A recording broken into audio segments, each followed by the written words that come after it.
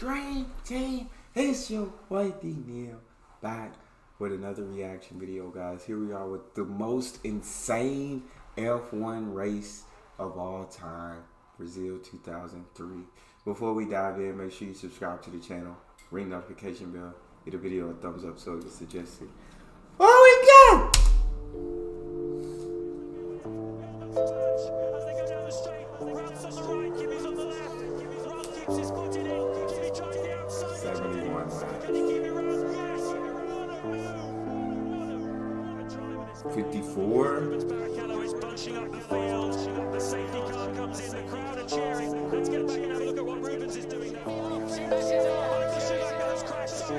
Well, so only 8 drivers finished.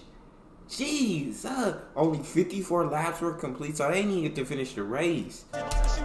What on earth happened?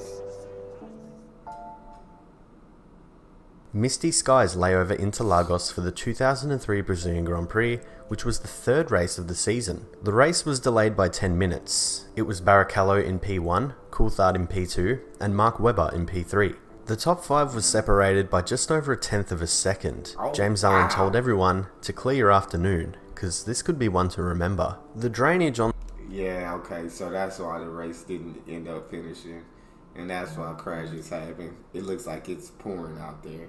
It looks like just complete downpour. The track was a big problem, with water travelling across the track. Nevertheless, we were set for a safety car start. With Michael Schumacher down in P7, Rubens Barrichello had a huge opportunity for a win at home in front of an always excited, passionate Brazilian crowd. As the safety car led the roaring V10s off the grid, standing water was visible on various parts of the circuit. And as fans eagerly awaited the race start, what was about to unfold was set to be an instant classic. The rain had backed off, the spray had sort of improved, and the standing water nearly disappeared. And so the safety car made its way into the pits with 63 laps to go. Rubens had bunched up the field, but Coulthard took the lead into turn 1 and had a 1.6 second lead after the first lap.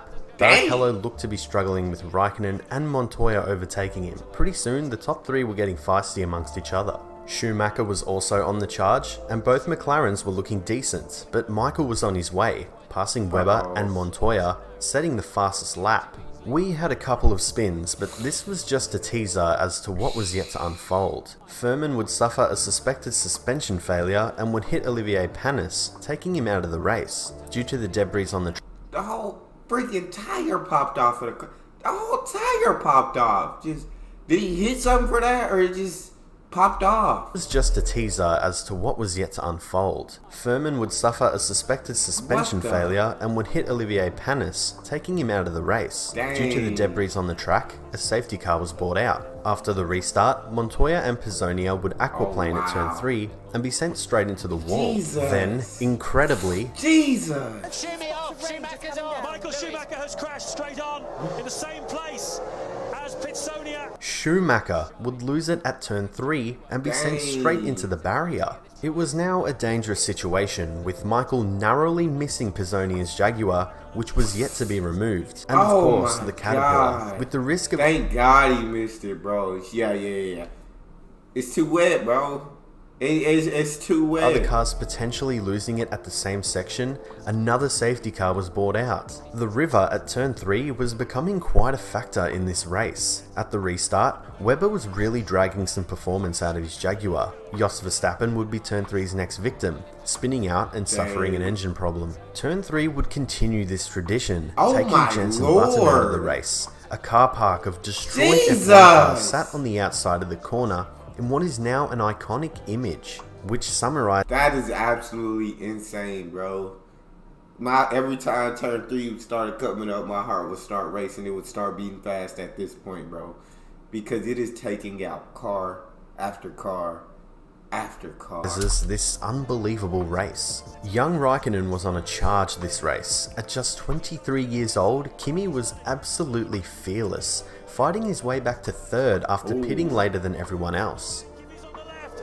Ralph keeps his foot in it. Kimi tries the outside line. Can he keep it round? Yes. What a Oh, that's nice. That was very What a driver nice. this guy is. I mean, what can you say? Coulthard and Barrichello were out front, with Rubens ready to make a move for the lead at any moment. Webber had a spin at turn 3 but saved it. A very lucky escape. Barrichello then capitalised on a Coulthard mistake. The roar of the Brazilian crowd could be heard through the television. Unfortunately, it was short-lived for Rubens, running out of fuel and being forced to retire. The physicality involved in this race was so clear. Did his pit crew not let him know that the fuel was low, or he didn't come in for the pit, or what happened with this to run out of fuel? Just, you know what I'm saying? That can't happen. Fuel and being forced to retire. The physicality involved in this race was so clear, and what I love about this race is watching the drivers have a seat or just chill by the racetrack as they watched the race go on. Coulthard would pit and Kimi would lead, but really struggled for grip.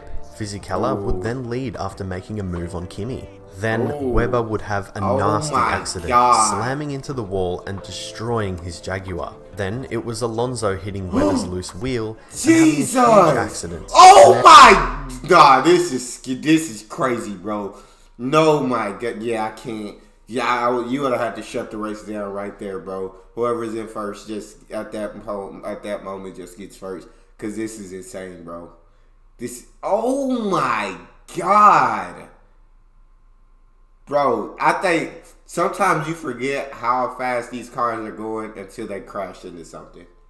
When they crash into something and the complete damage that is done to these cars is a quick reminder, like, these cars are flying, bro.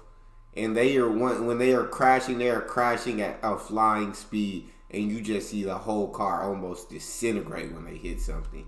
Jesus. Then it was Alonso hitting Webber's loose wheel and having a huge accident. Fernando was winded and sat on the ground against the wall he had collided with. An absolutely horrible accident for Fernando. A red flag was brought out and the race had been 75% completed, meaning the race was over. Fisichella had won for Jordan. His car celebrated by catching fire in Park Fermé, but it wasn't quite over just yet. The race count had been taken back to lap 53. Meaning Kimi Raikkonen won the race. Jordan's celebrations were abruptly cut short. Eddie Jordan looked heartbroken. The confusing scenes after the race just add to the drama and wild nature of this incredible event. That's crazy. A few days later, Charlie Whiting was concerned about a possible timing error. A hearing with the FIA was held, and Fisichella was declared the winner. At the next race in Imola, Kimi and Ron Dennis presented the trophies to Giancarlo Fisichella and Eddie Jordan. The fact that this race basically went on for several days after the final classification is just incredible to me. Everything that could possibly happen in a Formula 1 race happened. The cars aquaplaning through a river at turn 3, the incredible battles, the young guns showing their talent through tough conditions, the moody, misty skies, this amazing circuit which this race was held on. It's just fantastic. It really did have everything. Seeing those iconic liveries with those iconic engine sounds just brings me back to my childhood. And sure, there may be some nostalgic bias here, but I'll happily admit that. This was a race that anyone could have won. It's a race that's always stuck with me. Every time I watch it, I'm just 100% fully glued to the screen. I re-watched it making this video, and all those feelings came back to me, and it further reminded me on why this, in my opinion, is the greatest Formula 1 race of all time. Thank you so much for watching this video. What is the greatest Formula 1 race of all time? Let me know in the comments section. I'd love to hear your opinions. Is it Canada 2011, Germany 2019, Brazil 2003? Let me know. I'd love to hear it. Feel free to follow me on Instagram for some behind the scenes content, and if you enjoyed this video, please consider subscribing and hitting the notification bell so that you get notified every time I upload and you won't miss a thing. And with all that being said, thank you very much for watching. That was absolutely insane, bro.